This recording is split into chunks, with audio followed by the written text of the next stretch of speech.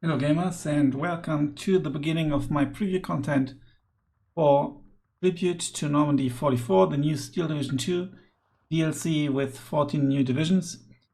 I just got access, so I don't have much time left till the release, but I'll do my best to cover as much as possible before the release already. Hopefully everything.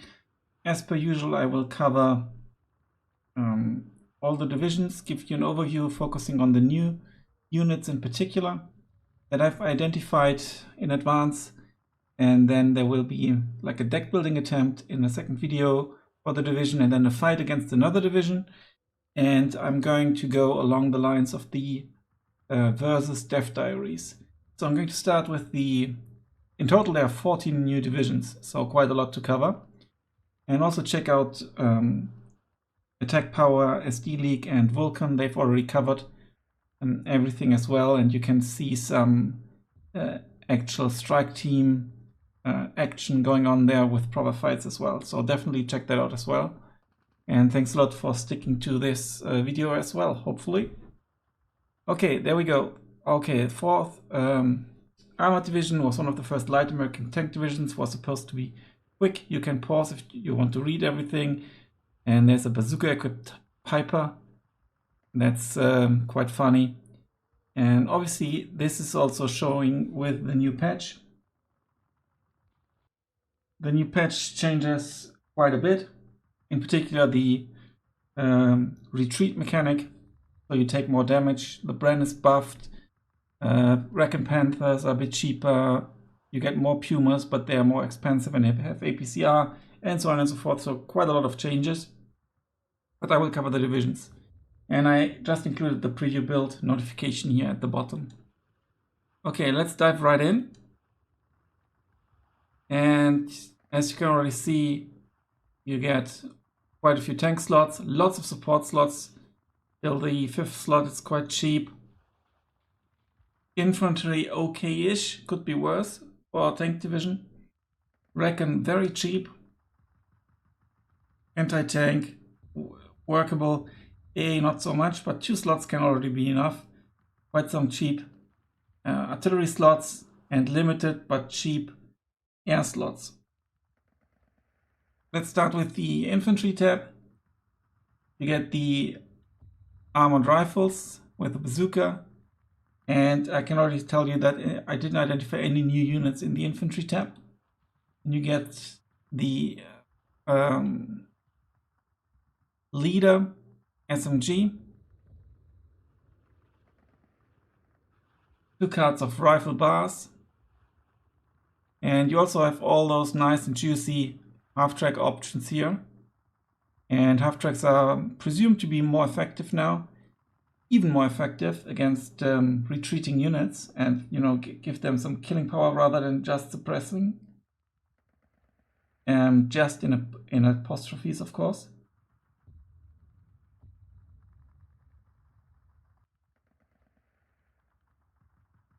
Then we get engineer leaders, cards of engineers, 2 cards of LMG rifles, and then 2 rifles late with bars, no bazookas, and then the rifles leader with bazooka and sniper.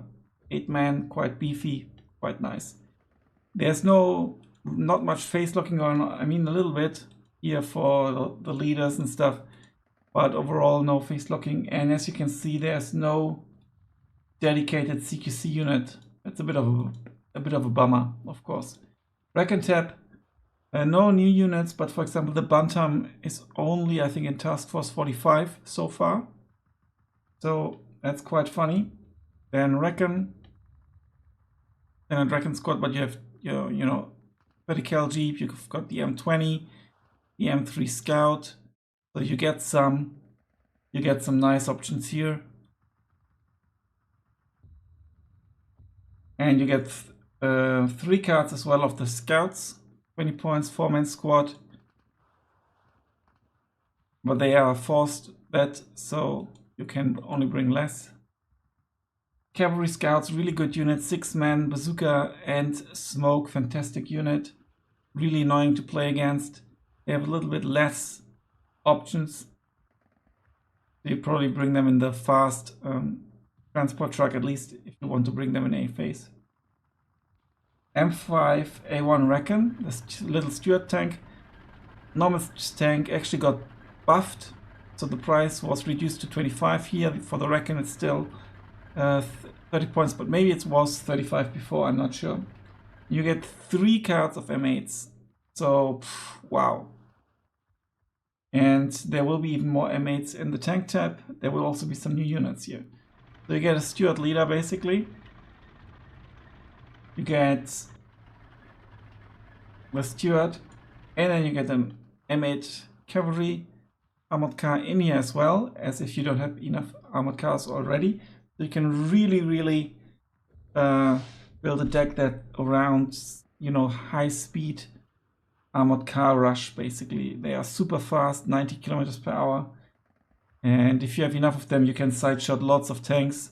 So I think you can even, like a Panther has maybe 50mm side armor, and you can penetrate 70mm. So then you get a commander here, and then you get your standard Sherman, and then you get a new unit, the M475.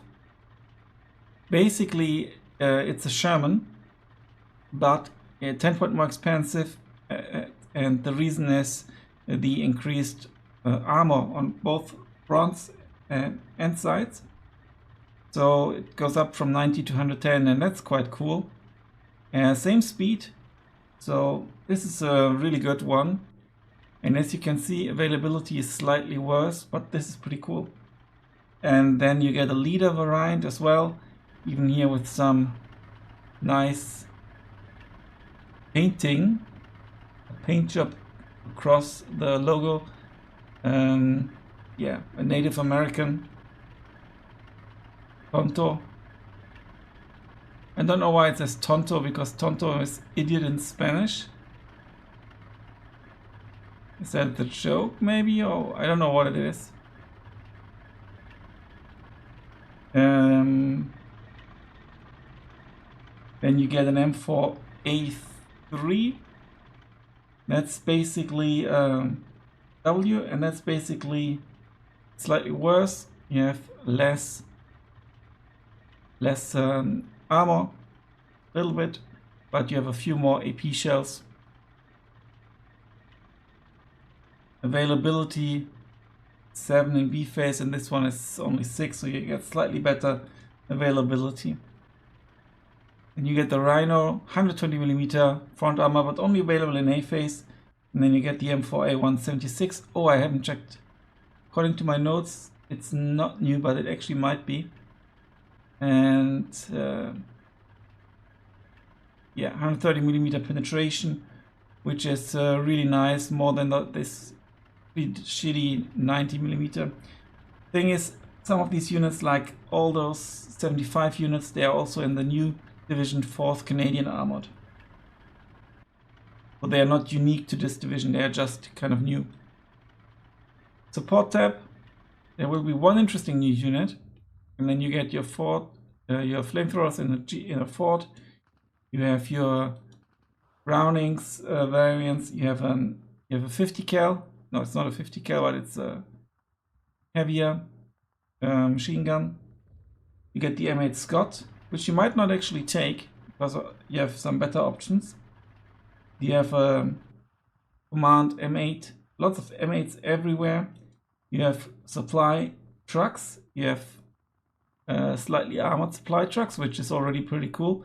And you do have the M30 cargo, which is quite heavily armored. It's only 10 points more expensive, but you get 15,000 supply per unit instead of just 10,000. Speed is pretty shite, but I think it's pretty good. Then you get the M4 105, so you have and the M4A3 105. They have a difference in armor. So the 105 has a better armor, but it doesn't come with heat shells. The other one does come with heat shells, 1.5 kilometer range, 130mm penetration, can be really helpful. Really bad accuracy. You have a and that's actually interesting because that's just a leader unit. This commander here is a leader unit only. And then you have your commanders here, including an M20, but also including an ace. I don't know the name of the ace, I've forgotten. In an Abrams. Also with some Thunderbolt 5. And yeah, it's a bit squishy because it doesn't really have a punch. It's very visible. It's not super heavily armored, so I'm not sure if you would bring that. Anti-tank, you get 3 bazooka teams, but you already have quite a few. You know, if you bring your bars here, you do have some, and your armored rifles. You do have some bazookas already anyway. You get the M1 gun, so you don't really get a 17 pounder or anything like that, but you get 3 cards of Hellcats, and I think they've been increased in price. Maybe the availability has dropped as well, I'm not 100% sure, but you get 4 cards. So, and they are very, very fast, 81 kilometers per hour. Anti-air, you get the M16 MGMC. That's just M2 Browning, so really, really bad. But you also get the M15 BMC, slightly better. They are both a little bit armored.